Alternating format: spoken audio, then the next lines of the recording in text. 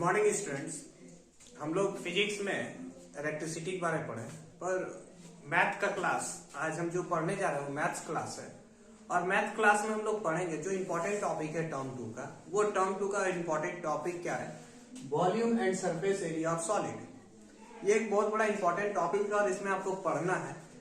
इसमें आपको ये पढ़ना what is volume, what is surface area end of solid.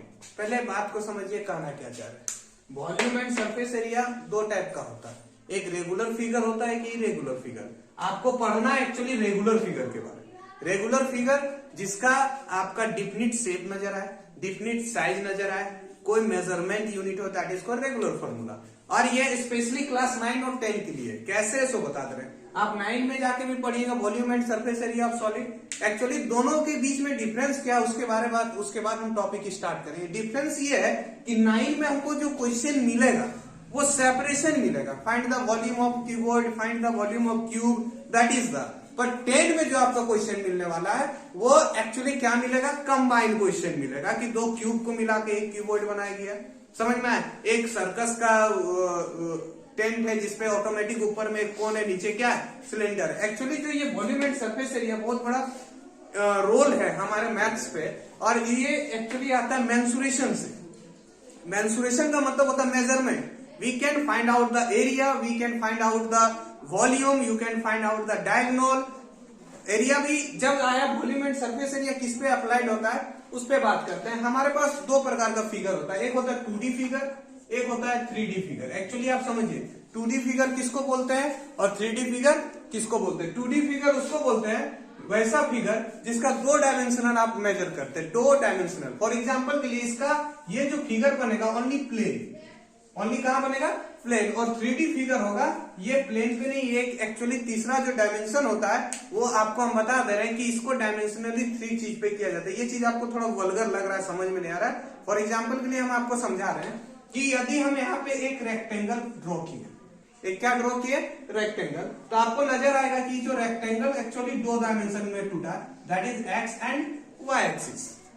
X and Y axis we can measure only X and Y and calculate. इसके through आप क्या कर सकते हैं, एरिया निकाल सकते हैं, पेरीमीटर निकाल सकते हैं, इवन जो चाहिए वो निकाल सकते हैं। पर थोड़ा हम मूव करते हैं इसको, थोड़ा हम 3D कीबोर्ड हम छाप रहे हैं, कीबोर्ड जो कि इंस्ट्रूमेंट बॉक्स है, बुक है, सब क्या है, कीबोर्ड है। एक्चुअली आप देखिए इस कॉर्नर से आप पकड़िएगा तो ये चला गया X axis, Y X axis, ये ऊपर चला गया वाई एक्सिस, और जो 90 डिग्री में है that is called Z axis. आप इसको क्या बोलेगा, जेड एक्सिस। विच मीन्स आप कह सकते हैं कि जो हम volume and surface area, volume आप कभी भी 2D फिगर में आप पढ़िएगा एरिया एंड पेरीमीटर, पर आप जब भी 3D फिगर में जाइएगा तो वो क्या हो जाता है, वॉल्यूम। क्यों हो जाता है उसके पीछे रीजन है क्योंकि इसके अंदर क्या आ जाता है, कैपेसिटी। किसी चीज को कंटेन करने का कैपेसिटी, या तो हॉलो है, मान के चलिए बना हुआ है आयरन का, तो ऑटोमेटिक इसमें मटेरियल यूज किया गया, दैट इज कॉल्ड केजी, ग्राम। ये जो आपको मिलते हैं लीटर, ये क्या मिलते हैं, किसमें मिलते हैं, ये कैपेसिटी देता है। एक्चुअली ये है क्या, तो 3D फिगर जो हम पढ़ रहे हैं वो 3D फिगर में आपको ये नजर आएगा कि एक्चुअली हो क्या रहा है। 3D फिगर के बाद जब भी हम करते हैं तो उसपे क्या है, न्यू चीज ऐड हो जाता है, वॉल्यूम। इससे पहले हम जब भी 8 तक पढ़े ओनली 2D फिगर पढ़े, what is the area, rhombus, rectangle, pentagon, hexagon, perimeter, that is. इससे आगे नहीं पढ़े। पर जैसे हम लोग आप आगे 9-10 में तो हम लोग एक्चुअली पढ़ेंगे 3D figure. And what is the 3D figure, you have to measure only 3 dimension, that is X, Y and Z. अब क्या बोल सकते हैं, एक्स, वाई एंड जेड। अब हम आते हैं what is volume, what is surface area. इस पे हम बात किए सिर्फ सॉलिड। सॉलिड कितने प्रकार का, सॉलिड एक्चुअली क्या होता है, 2D होता है, सॉलिड 3D होता है, सॉरी सॉलिड क्या होता है, 3D। अब फाइनली हम एक आते हैं इसी फिगर पे आते हैं जो कि क्यूबॉइड है। ये जो कीबोर्ड है इस पे आप 2 प्रकार का एरिया पाइएगा। क्यों पाइएगा, इसके पीछे भी रीजन है, क्योंकि ये एक अलग ये बना कितना, व्हाट इज सरफेस। सबसे पहले समझिए सरफेस क्या है, दिस इज द सरफेस। आप इसको छू रहे हैं, देखिए ये सरफेस है।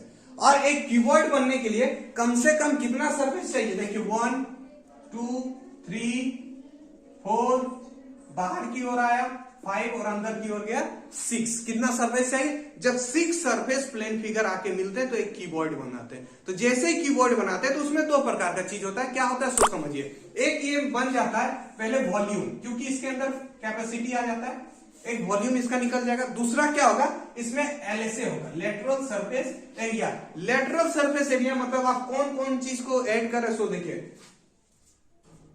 2, 5, 4 और 6, 1 और 3 को आप छोड़ रहे हैं। 1 और 3 को आप क्या कर रहे हैं, छोड़ रहे हैं। 2, 5, 6, 2, 5, 6, 1 और 3 को आप क्या कर रहे हैं, छोड़ रहे हैं। तो समझिए कहना क्या चाह रहे हैं, लेटरल सरफेस एरिया में ओनली आप 4 पृष्ठ को क्या करते हैं, मेजर करते हैं, उसके बाद आप मेजर नहीं करते।